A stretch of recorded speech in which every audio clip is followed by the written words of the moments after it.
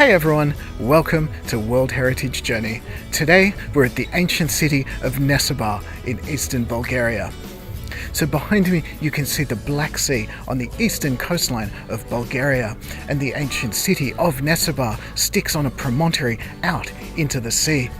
It's been occupied for over 3,000 years, first by Thracians, then Greeks, Romans, Byzantines, Ottomans, and finally, of course, the Bulgarians. There's so much history and culture here. I'm really excited to have a look. Let's go.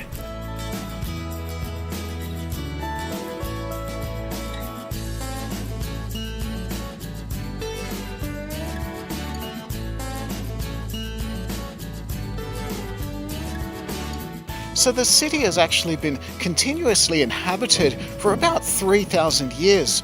The original occupants were the Thracians, who were the original inhabitants of this land, and then the Greeks turned up around 500 BC, and it was a Greek colony for about 500 years.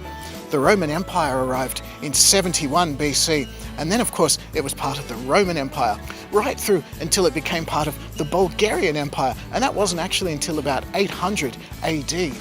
In 1453, it was conquered by the Ottoman Empire, and it was part of the Ottoman Empire right through until the 19th century. And there's just such a fantastic legacy of buildings here, like this ancient theatre that you can see behind me, that was left behind by the Greeks. And what's incredible is that what we can see today is actually only a small part of what the city once was, because a large part of it is these days under the sea.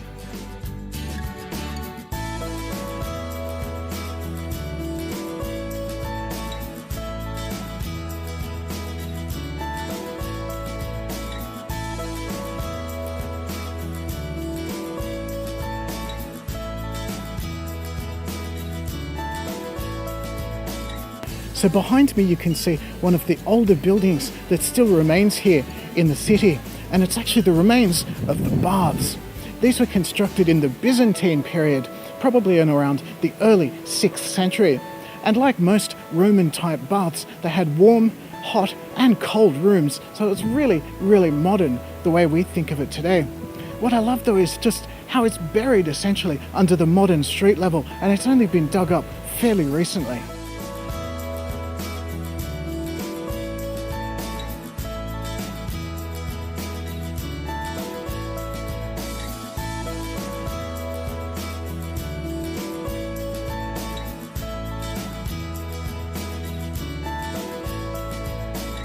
So here in Nessebar, we're actually only a couple of 100 kilometers from what's these days known as Istanbul, but for centuries was known as Constantinople, one of the most important religious cities in Christianity.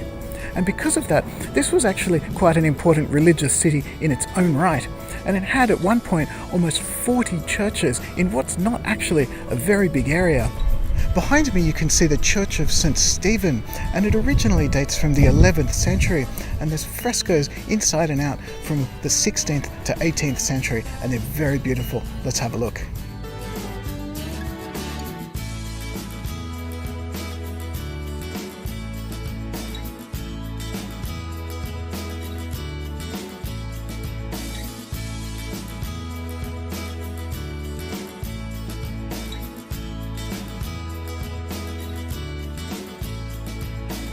Now the little church behind me is actually one of the most modern in the whole town, which you might think is quite unusual.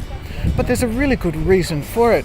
The reason it's so small and modest is because when it was built in the 17th century, the city was under Ottoman rule, and the Ottomans were of course Muslims. They tolerated the Christian faith in the city, but they didn't particularly like it. So that's why this church is so small.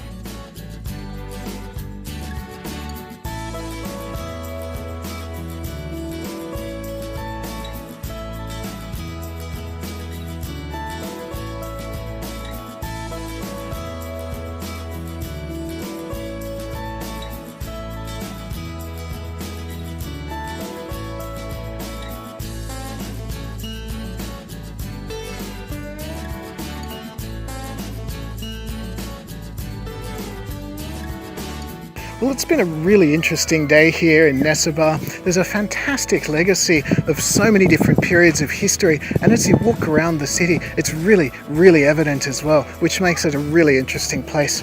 But that's it from me. Thank you so much for watching. Give me a thumbs up if you liked the video, hit subscribe if you'd like to see more from the World Heritage Journey. I'll see you next time.